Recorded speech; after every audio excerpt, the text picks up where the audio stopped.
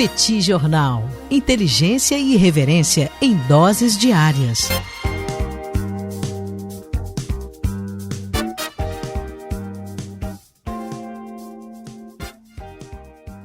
Olá, gente. Bem-vindos, bem-vindas ao Petit Jornal. Esse é o bate-papo número 837. Estamos gravando numa live no YouTube do Petit Jornal. São exatamente 23 horas e 22 minutos, horário de Cotonou, no Benin, 19 horas e 22 minutos, horário de Brasília, da segunda-feira, 21 de abril de 2025. Cá está a dupla de costume, a dupla que você conhece de cor, Tanguy, o Bagdadi, animado, contente, preparado, revigorado, resiliente, retumbante, descansado e tarifado, bastante tarifado. E Daniel Souza, que é esse que vos fala, ao longo dos próximos minutos vamos repercutir os principais acontecimentos da política e da economia internacional das últimas horas. Então, Tanguy, como vai você? Tudo bem? Tudo bem, Daniel Souza. Vamos lá para mais esse bate-papo, né? Depois do feriado aí de Páscoa. Bate-papo 837 sendo gravado, mais um episódio diretamente do continente africano, como o Daniel disse, diretamente de Cotonou, no Benin. Aqui é feriado no dia de hoje, né? Foi feriado no dia de hoje, nessa segunda-feira de Páscoa, né? Esse é o motivo do feriado no Brasil também, feriado de Tiradentes. Deixa aqui, Daniel Souza, as boas-vindas a todo mundo que nos acompanha nessa live no YouTube, e também pessoal que nos acompanha pelo podcast. Amanhã a gente parte para Angola, né, Daniel? E mais uma etapa dessa nossa viagem africana. Deixa aqui o convite. Se você quiser saber mais sobre essa viagem, não deixe de seguir a gente nas redes sociais. Tem o meu Instagram, o do Daniel, o do Petit Jornal. Todos os links estão na descrição desse episódio. E se você quer saber ainda mais sobre a viagem, acessa lá petcursos.com.br. Os alunos estão tendo acesso a um diário, né, Daniel? Em que todos os dias a gente grava um videozinho sobre o que a gente tem visto aqui, as impressões e tudo, que tem sido bastante rico. Daniel, hoje, o dia 21 de abril de 2025, ele entra para a história também por um outro motivo, com o falecimento do Papa Francisco. Então, eu queria te ouvir, Daniel, para saber o que você tem visto como... O que a gente pode esperar daqui para frente? Não sei se dá para ter uma noção ainda já sobre os favoritos e tal, né? O conclave deve começar daqui a cerca de 2 semanas, mas também olhar um pouquinho para trás, né? Olhar para o legado do Papa Francisco I, né? A partir desse falecimento de Jorge Mário Bergoglio. O que você traz, Daniel? Como é que você tem visto esse cenário aí? Pois é, Tanguy, Jorge Mário Bergoglio, ele foi Papa por pouco mais de 12 anos, né? Ele acaba saindo vitorioso, saindo escolhido do conclave de 2013, momento onde você precisou de um novo Papa em função da abdicação do então Papa Bento XVI, que se tornou depois disso Papa Emérito. E o Bergoglio acaba representando uma série de mudanças, uma série de novidades na Igreja Católica. A primeira delas é que ele é o primeiro Papa do Hemisfério Sul, e é o primeiro Papa também das Américas, né? Era argentino, de Buenos Aires, aliás, era o arcebispo da cidade de Buenos Aires. É o primeiro Papa a adotar o nome Francisco, e aí em homenagem a Francisco de Assis, mostrando ali que o seu papado teria uma prioridade especial para os mais pobres, um foco especial nos mais pobres. Ele é o primeiro jesuíta da Ordem dos Jesuítas, lembrando que os jesuítas e o Vaticano tiveram relações muito tensas em diferentes momentos da história. O Vaticano, em alguns momentos, se ressentia, considerava que os jesuítas eram uma ordem muito independente e que não estavam ali adequadamente subordinados aos desígnios do Papa de Roma. E o Bergoglio, ele também trouxe aí uma série de discussões que nunca tinham aparecido na Igreja Católica. Discussões relacionadas à comunidade LGBTQIA+, temas relacionados à discussão em relação aos divorciados, né? Como é que você pode incluir essas pessoas na Igreja Católica, discussões em relação a temas de comportamento, temas que têm estado em debate pelo mundo, e o Bergoglio, o Papa Francisco, acaba trazendo realmente esses elementos para a discussão dentro da igreja. É claro que você não teve aí mudanças muito significativas, mas a gente está falando de uma instituição milenar, uma instituição de pouco mais de 2000 anos, onde movimentações acontecem muito devagar, com muito cuidado, com muita discussão. Quem recentemente viu o filme O Conclave pôde observar, e aquilo é absolutamente real, que você tem grupos dentro da Igreja Católica, grupos de cardeais que têm visões muito diferentes sobre os rumos que devem ser seguidos. Você tem aqueles cardeais que são mais conservadores, que consideram que tudo tem que ser mantido mais ou menos como está, porque se você fizer modificações, a igreja pode se perder, a igreja pode realmente passar por algum tipo de processo de desorganização interna. E você tem aqueles que não, que consideram que a igreja deveria se abrir, deveria discutir de forma aberta alguns novos temas, deveria realmente trazer para dentro esses debates que estão presentes na sociedade nos mais diferentes países. É importante registrar também, Tanguy, que quando ele foi eleito Papa, havia ali, num primeiro momento, uma certa desconfiança, diziam que ele seria profundamente conservador, que ele teria tido ali relações com a ditadura argentina, pouca gente lembra disso. E o que se dizia em defesa dele era que ele era o cardeal de Buenos Aires e que precisava ter ali algum grau de relacionamento com o governo constituído até para proteger eventuais perseguidos políticos, até para interceder por eventuais perseguidos políticos. E o que acabou acontecendo foi que, como Papa, ele se tornou realmente muito diferente dos papas anteriores. E, embora você não tenha tido aí esses avanços tão céleres como alguns chegaram a projetar, ele conseguiu marcar realmente o seu papado com uma prioridade em relação aos mais pobres, com uma defesa dos mais pobres, até em relação a alguns comportamentos dele. Por exemplo, ele não usou desde o início os sapatos vermelhos que eram dedicados aos papas. Ele diz, não, eu vou continuar usando meu sapato de sapateiro, meu sapato normal, etc. Havia ali uma preocupação dele em projetar uma imagem um pouco diferente da igreja. É claro que isso se refletiu também na escolha dos cardeais que ele fez ao longo desses anos.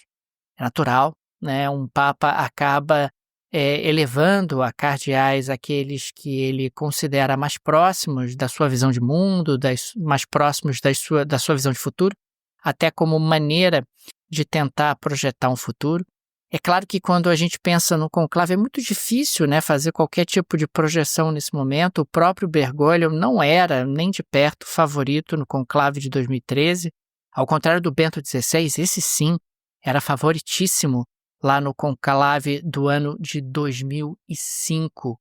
Agora, e a gente pôde observar isso pela repercussão internacional, ele conseguiu trazer o Vaticano para uma certa centralidade na temática internacional. No dia de hoje, nós tivemos aí o presidente Donald Trump colocando bandeiras americanas a meio mastro, ele que teve rusgas imensas com o Papa Francisco. Aliás, teve uma rusga muito, muito recente, quando o Papa Francisco pediu, né, que o governo dos Estados Unidos fosse mais cuidadoso com os imigrantes indocumentados, que houvesse ali um pouco mais de caridade em relação a essas pessoas. E o governo americano respondeu de forma absolutamente truculenta, não o Trump pessoalmente, mas o governo americano respondeu, abre aspas, o Papa deveria consertar a Igreja Católica, fecha aspas. Esse foi o nível de resposta que o Papa recebeu há poucos dias, em função ali de uma observação que ele fez em relação à política americana, em relação aos migrantes. Até o Milei, né, Daniel? O Milei também que teve rusgas gigantescas com o Papa, hoje também teve uma mensagem um pouco mais conciliadora com o Santo Padre. Pois é, e claro que quando a gente tenta projetar o futuro é muito difícil, como eu coloquei há pouco, mas você acaba tendo coisas semelhantes aos de outros conclaves. Você tem ali o arcebispo de Bolonha, sempre tem o italiano, né? Sempre tem o italiano despontando como possível novo papa. Lembrando que você teve até João Paulo II papas apenas italianos durante séculos. Durante séculos e séculos você teve papas apenas italianos. E agora, em sequência, você teve 3 papas não italianos, né? Você teve o João Paulo II, que era polonês, você teve o Bento XVI, que era alemão, e você teve o Bergoglio, que era argentino. E existe aí um certo ressentimento por parte dos italianos que a igreja deveria voltar para casa, que você deveria voltar a ter um papa italiano. O que é uma coisa um pouco complicada, porque o interessante seria justamente esse processo de abertura. Então você tem ali o arcebispo da República Democrática do Congo, que também aparece, o arcebispo húngaro também aparece como uma possibilidade. Enfim, mas é tudo muito prematuro, né, para você fazer qualquer tipo de projeção mais concreta, até porque dependendo da pessoa que seja escolhida, você pode seguir numa direção ou noutra. É sempre importante destacar que o Vaticano é um Estado soberano, onde você tem uma monarquia eletiva. Na prática, você tem aí um monarca sendo eleito, justamente pelos príncipes que seriam justamente os cardeais. É uma lógica, num certo sentido, um pouco parecida com o antigo Império, o Sacro Império Romano Germânico, onde você tinha ali os príncipes elegendo ali o novo imperador, ou a nova liderança. Claro que é um modelo muito antigo, mas acaba funcionando ainda na Igreja de Roma. E, de novo, fica aqui o registro da grande quantidade de lideranças internacionais. O próprio presidente Lula também acabou se pronunciando, o presidente argentino, o presidente dos Estados Unidos, a Giorgia Meloni, né, que é a primeira-ministra italiana, muita gente se pronunciando, mostrando aí que o Bergoglio conseguiu trazer de volta a igreja para uma centralidade política que havia sido perdida. E agora tudo depende da mudança, né, e do novo nome que será escolhido. E a gente vai levar aí algumas semanas até para saber que nome é esse. E ele não pegou uma fase fácil da igreja, né, Daniel? A gente está numa fase de crise, de um enfraquecimento, né, de um grupo de fiéis que diminui, né? Então ele consegue, de fato, trazer essa centralidade, trazer essa imagem positiva, né? Isso tudo que você está falando basicamente ressalta o fato de que ele é muito bem visto, inclusive por pessoas que tiveram rusgas com ele, que discordam das posições dele, mas de que maneira o Papa ele é de fato reconhecido, me parece, né, Daniel, que vai ficar como legado para o futuro, alguém que consegue reverter, ainda que parcialmente, uma visão de uma igreja decadente, descolada da sociedade. Ele consegue, com carisma, né, com, enfim, uma postura bastante conciliadora, levar a igreja para um outro cenário a partir do momento do que termina o seu papado. Me parece que quando a gente olha agora em perspectiva, ele teve uma coerência durante o seu papado e é algo que acaba transparecendo. E ele também teve ali, digamos assim, valores muito claros no que ele estava defendendo. Então, por mais que você tenha tido aí lideranças que volta e meia se sentiu desconfortáveis com algumas declarações do Papa, e havia ali realmente alguns choques em diferentes situações, havia também um respeito em relação à figura dele, havia um respeito em relação à coerência que ele representava e a sua imagem pessoal, quer dizer, a imagem de que alguém estava tentando fazer aquilo que pregava, né? Eu acho que nisso você acabava tendo espaço para que ele fosse ouvido em diferentes situações e em diferentes momentos. Daniel Souza, como segunda pauta aqui, eu queria trazer a China, que avisou que vai retaliar países que negociarem acordos com os Estados Unidos se esses acordos acontecerem às custas dos interesses da China. Isso vem, Daniel, como resposta a uma declaração, na verdade, a indicativos dados pelo governo de Donald Trump, de que ele pretende usar essa estrutura das tarifas recíprocas para tensionar e fazer com que os países negociem com os Estados Unidos, até aí a gente já sabia, e que essas negociações com os Estados Unidos serviriam para isolar a China. Então, a lógica americana seria fazer com que os países que quiserem negociar com os Estados Unidos tenham que fazer uma escolha. Você quer negociar com quem? Estados Unidos ou China? Pensa bem, nós temos o maior mercado consumidor, nós somos ainda a maior potência econômica, eu tenho certeza que você vai escolher os Estados Unidos. A China, portanto, ela dá uma resposta, né, dizendo que, olha, a gente está de olho e podemos agir também contra países que eventualmente tentem prejudicar a China num acordo com os Estados Unidos. Então, Pequim, Daniel, recomendou que os países se juntem à China para resistir, isso aqui é interessante, né, o termo utilizado, ao bullying unilateral dos Estados Unidos. Isso foi dito pelo Ministério do Comércio da China, que disse, abro aspas, a China se opõe firmemente a qualquer parte que chegue a um acordo às custas dos interesses da China. Se isso acontecer, a China nunca aceitará e tomará resolutamente contramedidas de maneira recíproca. Eles continuam, né, o Ministério do Comércio da China continua. Se o comércio internacional retornar à lei da selva, onde os fortes predam os fracos, todos os países se tornarão vítimas.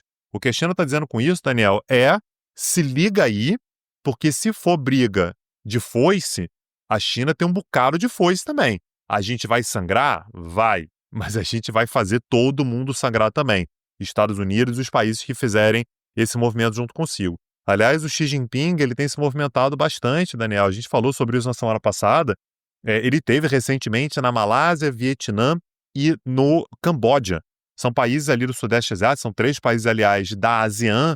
E é importante lembrar que quando a gente fala sobre a ASEAN, Daniel, a gente está falando sobre um mercado que tem, somados, né, os 10 países da ASEAN, 700 milhões de pessoas. Aliás, a China vende mais para a ASEAN, que está ali do lado, do que para os próprios Estados Unidos. Então a gente tem, Daniel, agora uma série de movimentações, tanto dos Estados Unidos quanto da China, para tentar ver quem é que leva alguma vantagem, todo mundo tentando mais ou menos se segurar. Isso traz, Daniel, naturalmente uma série de implicações econômicas, né, que vem por aí.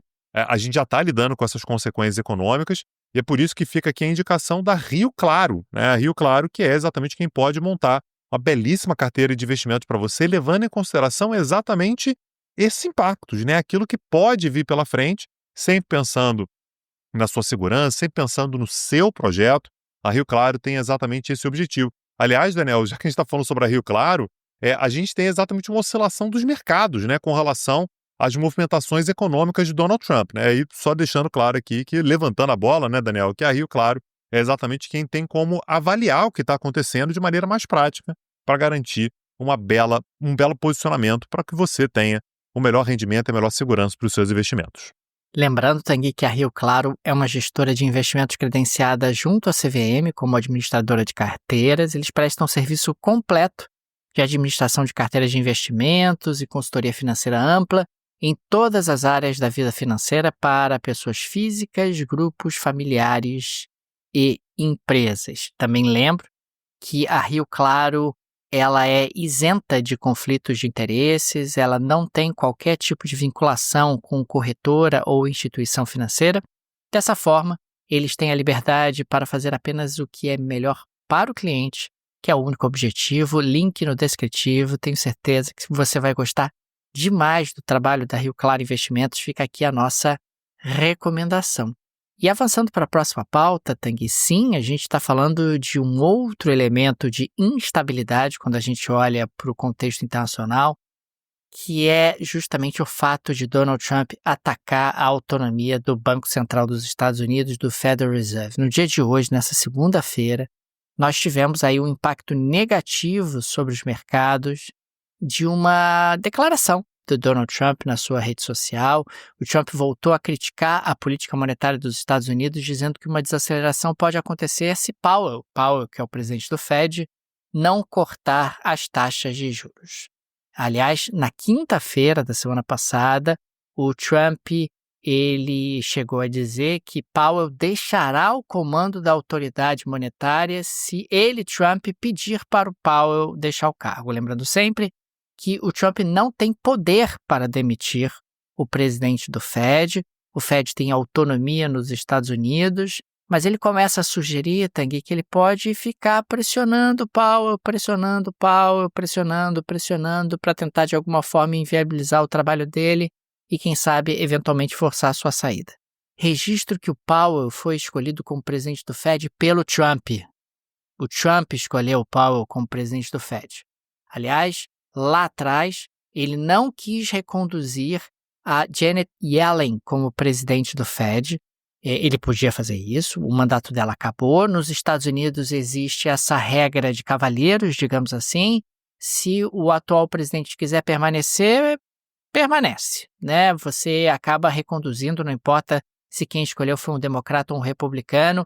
Ela havia sido escolhida pelo Barack Obama, Janet Yellen, e o Trump não reconduziu a Janet Yellen para a presidência do Fed, escolheu Powell.